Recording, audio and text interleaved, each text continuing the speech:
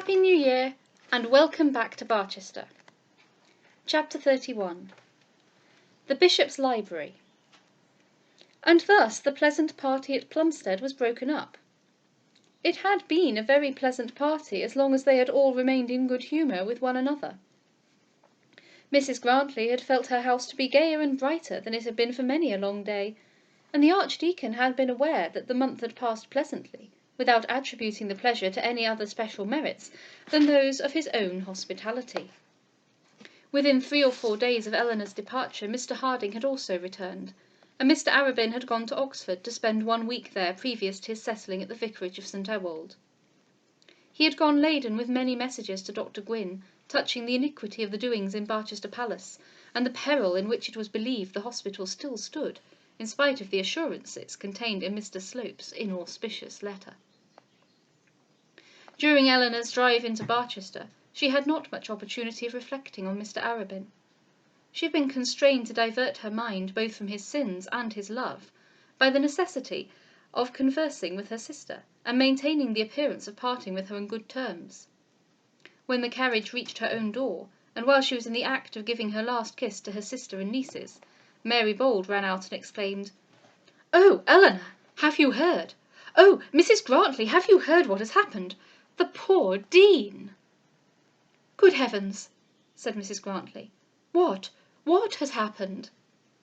"This morning at 9 he had a fit of apoplexy, and he has not spoken since. I very much fear that by this time he is no more." Mrs. Grantley had been very intimate with the Dean, and was therefore much shocked. Eleanor had not known him so well, nevertheless she was sufficiently acquainted with his person and manners to feel startled and grieved also at the tidings she now received. "I will go at once to the deanery," said Mrs. Grantley. "The Archdeacon, I am sure, will be there. If there is any news to send you, I will let Thomas call before he leaves town." And so the carriage drove off, leaving Eleanor and her baby with Mary Bold. Mrs. Grantley had been quite right. The Archdeacon was at the deanery. He had come into Barchester that morning by himself, not caring to intrude upon Eleanor, and he also, immediately on his arrival, had heard of the Dean's fit. There was, as we have before said, a library or reading room connecting the cathedral with the Dean's house. This was generally called the Bishop's Library, because a certain Bishop of Barchester was supposed to have added it to the cathedral. It was built immediately over a portion of the cloisters, and a flight of stairs descended from it into the room in which the cathedral clergymen put their surplices on and off. As it also opened directly into the Dean's house, it was the passage through which that dignitary usually went to his public devotions. Who had or had not the right of entry into it, it might be difficult to say, but the people of Barchester believed that it belonged to the Dean, and the clergymen of Barchester believed that it belonged to the chapter. On the morning in question, most of the resident clergymen who constituted the chapter, and some few others, were here assembled, and among them as usual the Archdeacon towered with high authority. He had heard of the Dean's fit before he was over the bridge which led into the town, and had at once come to the well-known clerical trysting-place. He had been there by 11 o'clock, and had remained ever since. From time to time the medical men who had been called in came through the deanery into the library, uttered little bulletins, and then returned. There was, it appears, very little hope of the old man's rallying, indeed no hope of anything like a final recovery. The only question was whether he must die at once, speechless, unconscious, stricken to death by his first heavy fit, or whether by due aid of medical skill he might not be so far brought back to this world as to become conscious of his state, and enabled to address one prayer to his Maker before he was called to meet him face to face at the judgment seat. Sir Omicron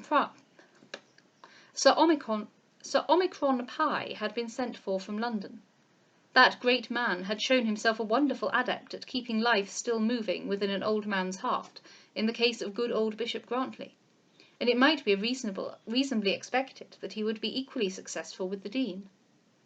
In the meantime Dr. Filgrave and Mr. Rerechild were doing their best, and poor Miss Trefoil sat at the head of her father's bed, longing, as in such cases daughters do long, to be allowed to do something to show her love, if it were only to chafe his feet with her hands, or wait in menial offices on those autocratic doctors, anything so that now in the time of need she might be of use. The Archdeacon alone of the attendant clergy had been admitted for a moment into the sick man's chamber. He had crept in with creaking shoes, had said with smothered voice a word of consolation to the sorrowing daughter, had looked on the distorted face of his old friend with solemn but yet eager scrutinizing eye, as though he said in his heart, "And so some day it will probably be with me," and then, having whispered an unmeaning word or two to the doctors, had creaked his way back again into the library.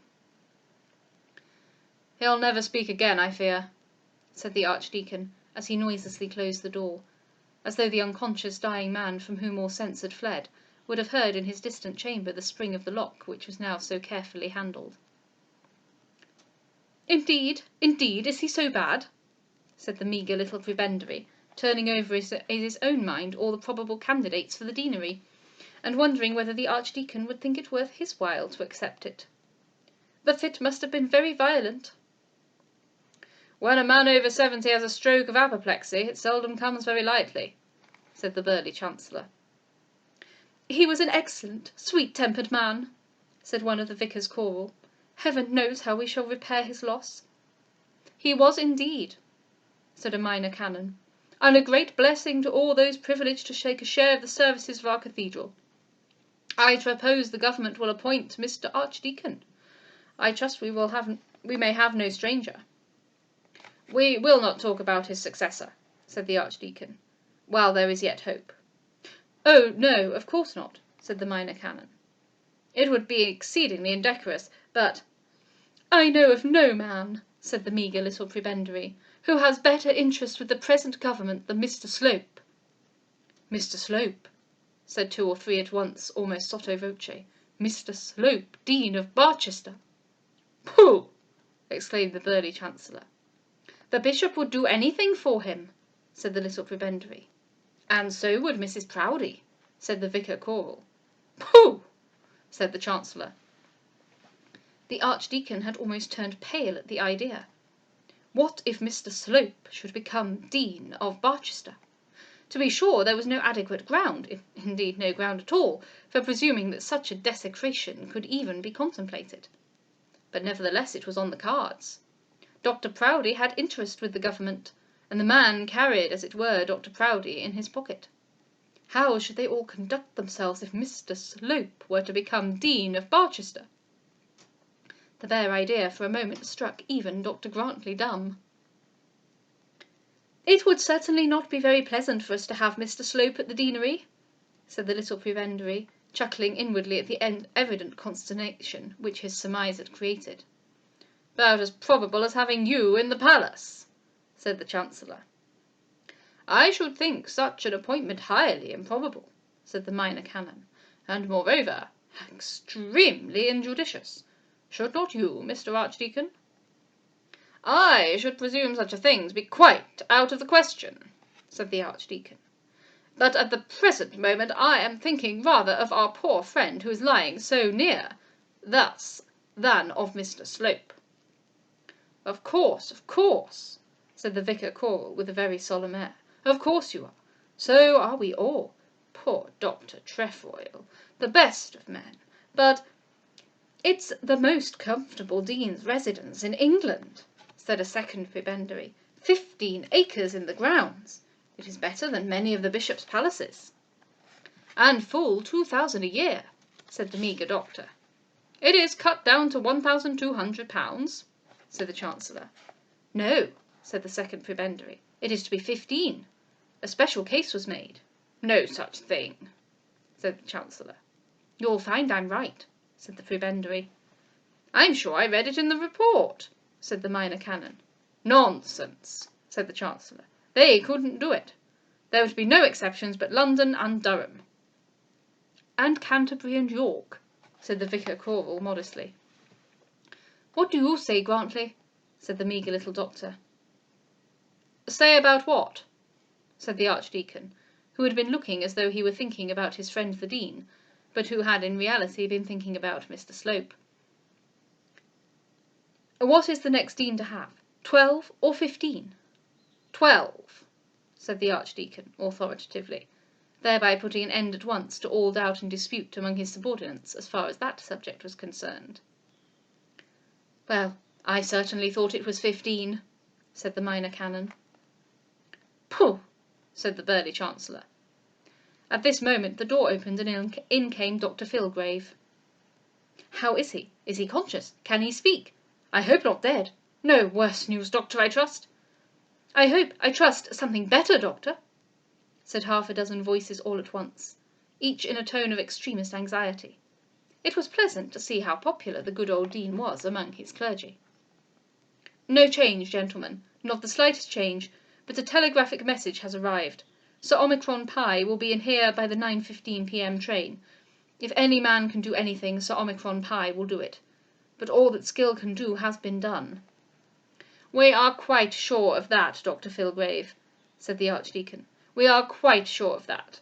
But yet, you know—" "Oh, quite right," said the doctor, "quite right. I should have done just the same. I advised it at once.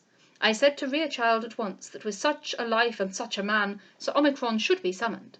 Of course I knew expense was nothing, so distinguished, you know, and so popular.